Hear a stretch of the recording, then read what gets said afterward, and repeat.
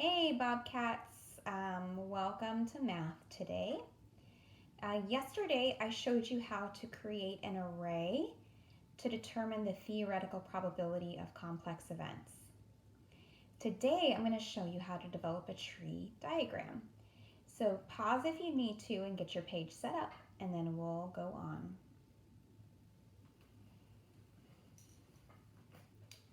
All right, before we get started, I wanted to write the definition down for a tree diagram so that you have that in your notes.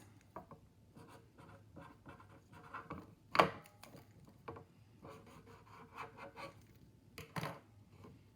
right, tree diagram. Just a reminder, you can pause at any time if you need to catch up. If you need to watch something again, you can rewind. So a tree diagram illustrates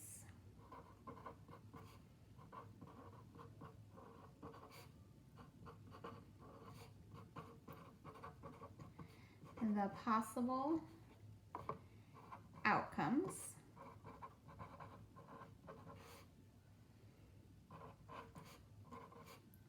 of a given situation. Okay, so let's actually look at an example. That's the best way to see this. Okay, so I'm going to show you an example. The example says,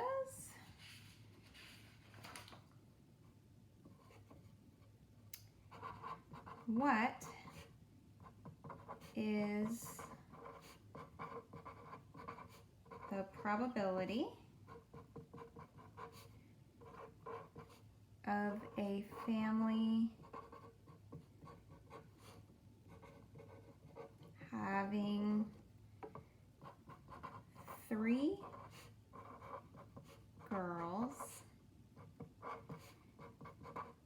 if they only have 3 children? So a family has 3 children. What is the probability that all 3 of them are going to be girls? Okay. All right, so I'm going to walk you through the process of creating a tree diagram.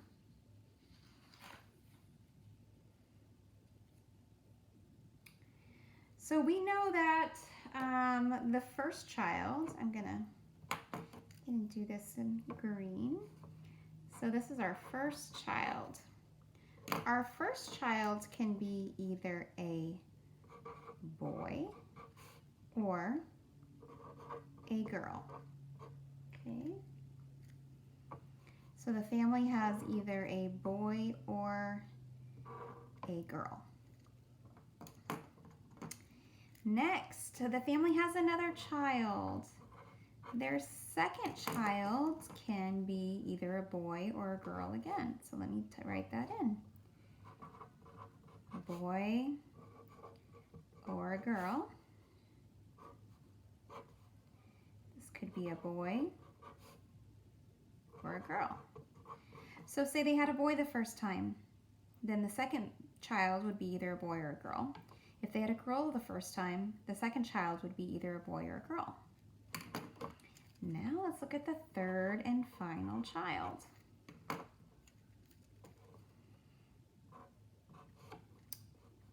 The third child can be either a boy or a girl. So say they've had boy, boy, and then the third child can be either a boy or a girl. Let's say that they've had a boy, then a girl. The third child could be either a boy or a girl. Again, if they have girl, boy, then this could be boy or girl. And again, if they have girl, girl, it could be either a boy or a girl. Okay. My family is right here. I had a girl, then I had a boy, then I had a girl. Okay. So if you have 3 children, you're going to fall somewhere along this path for the tree diagram. Let's take a look at the one that we're curious about though. Right here, the only path that leads to girl, girl, girl is right here. Okay. Let's count how many paths there are. You have one path here, two paths, three paths, four paths, five paths, six paths, seven paths, and eight paths. That means the probability of a family having 3 girls is 1/8. Okay. So what I'm going to do is I'm going to create a quick probability model here so we can take a look at that.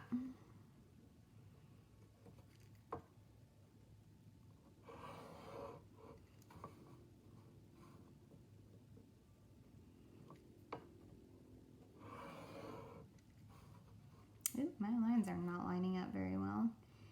Could have done better. It's all right, I'll just extend this one out just a little bit. Okay.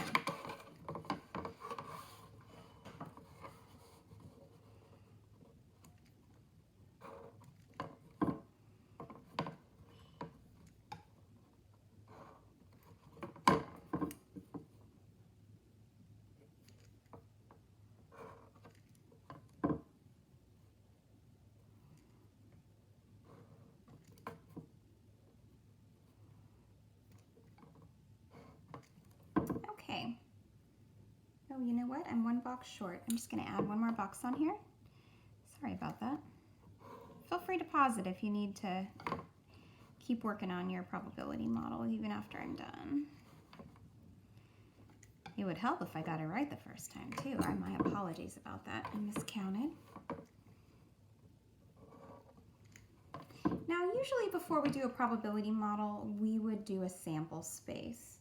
So real quick, I'm just going to do the sample space because if I had done that first, I would have known exactly how, sample space. I would have known exactly how many spaces I need for my probability model. Now, a sample space is all the possible outcomes, okay? So for this problem, we're talking about girls. How many girls?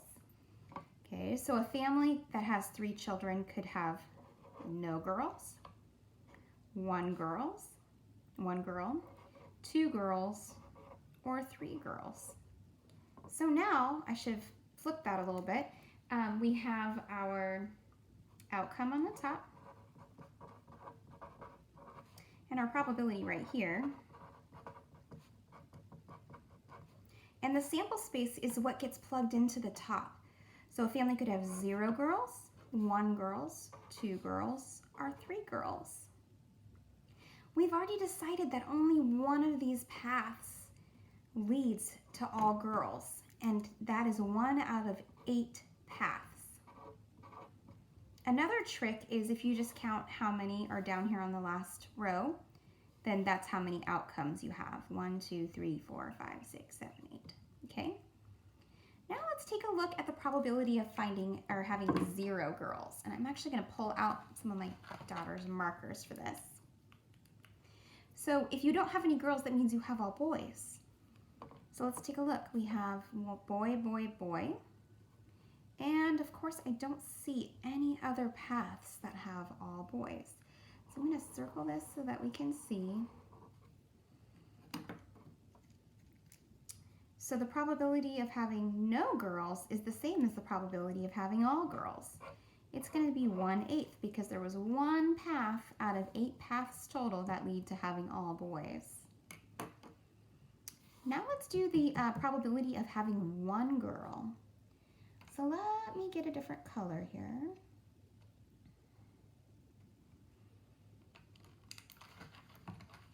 Okay, so 1 girl.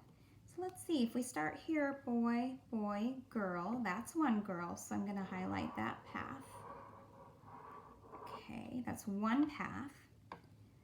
Boy, girl, boy, that is 1 girl, so that's 2 paths.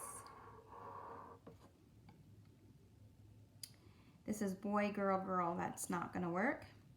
Girl, boy, boy, so 1 girl, that's one of the paths that we need. Girl, boy, girl, that's not going to work. girl, girl, boy, nope. Girl, girl, girl, nope.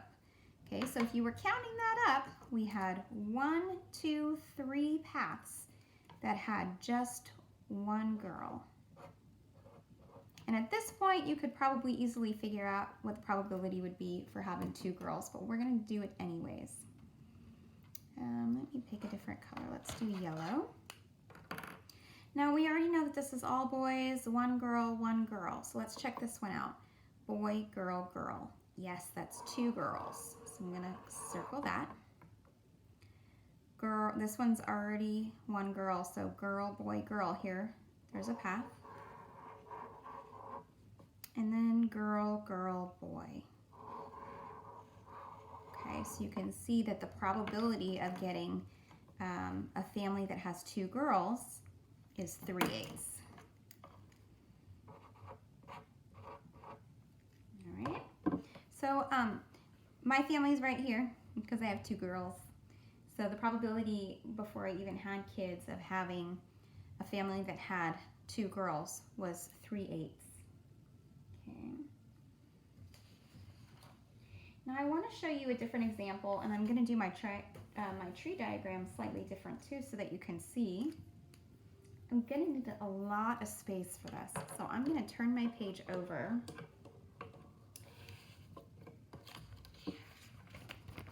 And I'm going to have to write really small. Let me see, how many lines do I have here? 1, 2, 3, 4, 5. Oh, we'll see. We'll see if I have enough. All right, here's the example. Actually, I know I have enough. That's a good thing. Let's say that you have a spinner. Okay, so construct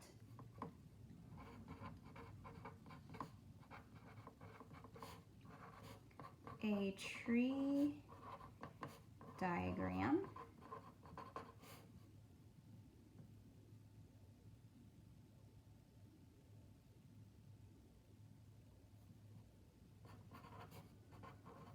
to represent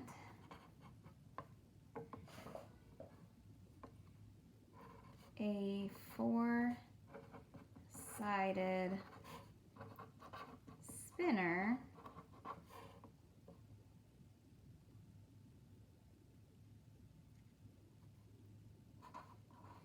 being spun twice and the product calculated. Remember, the product is multiplication. All right, so let's go ahead and set up our tree diagram. And actually, before I do that, I just want to show you the spinner. And I'm going to freehand it. Let's assume that we have a spinner that looks like this. It has 4 sides. We're going to assume that each outcome is equally as likely to occur. Let's see, we have the numbers 1, 2, 3, and 4. Okay, so we're going to do the tree diagram for this. And I'm going to make sure to leave myself plenty of space because as it goes across, it's going to grow a lot. Okay, so on the very first spin, you could get 1, 2, 3, or 4. So this right here is spin number 1. Okay, now you spin again. So let's say you got 1 the first time. The second time your options are you can get 1, 2, 3, or 4. Okay, so this is your spin number 2.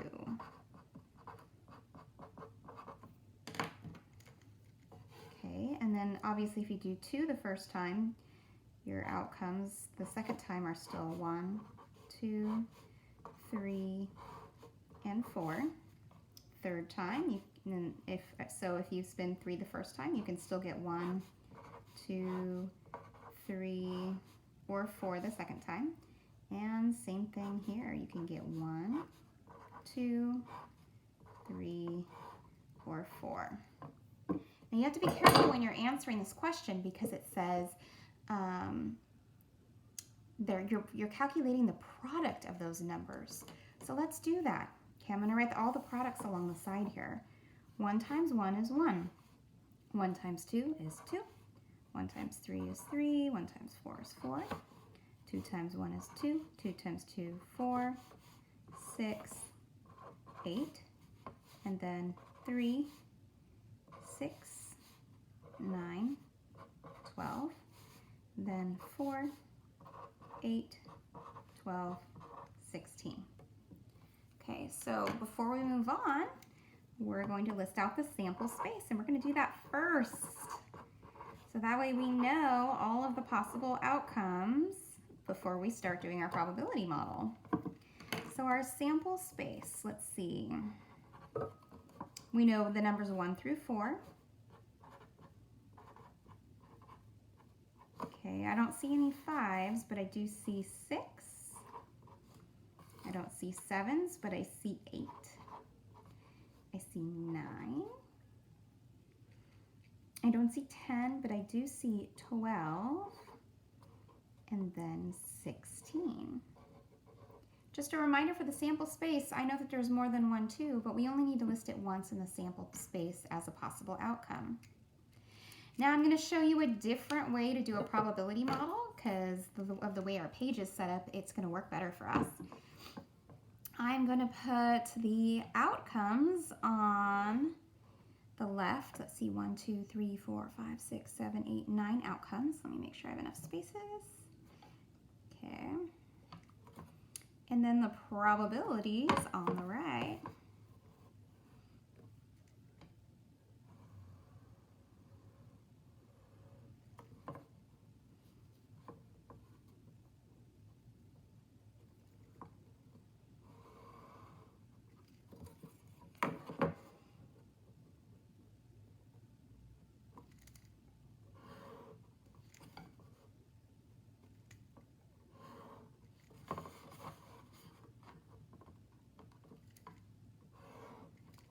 At any point during this, if you want to just pause it and try it on your own without me telling you what to do, you go for it. Okay, so the sample space is all the outcomes, and then we're going to write the probability of that occurring. Okay, so my sample space tells me that my outcomes are 1, 2, 3, 4, 6, 8, 9, 12, and 16. Okay, so let's take a look at this. There are 16 outcomes, or 16 different possibilities. Well, they're not different possibilities, but there's 16 outcomes, and 1 is only one of those outcomes. So the probability is going to be 1/16. Now let's take a look at our 2's. Our 2's, we have 2 2's. So we can do 2/16, or if you're going to reduce it, you can do 1/8. Now 3, it happens once and twice. So again, this is 2/16, or you can reduce it to 1/8. Now let's look at 4's. There is 1, 2, 3 4's. So 3/16. Look at for 6's. There's 1, 2 6's. So this is 2/16, which reduces to 1/8. Then we have 8 and 8, 2/16, which reduces to 1/8. Then 9 is only 1/16. 12 happens twice. And we can reduce it to 1/8, and then 16 is 1/16. Now, if we did this correctly, then our probability should add up to 1 because this is all the possible outcomes. So 1, 3, 5, 8, 9, 10, 11, 12, 13, 14, 15, 16. Okay, so 16/16 is 1. So we know we have all the possible outcomes there. We have all the probabilities correct. Okay, so what you're going to do now is you're going to click on the practice for today, and I have some that you are going to practice. Go into Otis and go into assignments. And there is an assignment called tree diagrams. All right, Bobcats, please email me if you have any questions.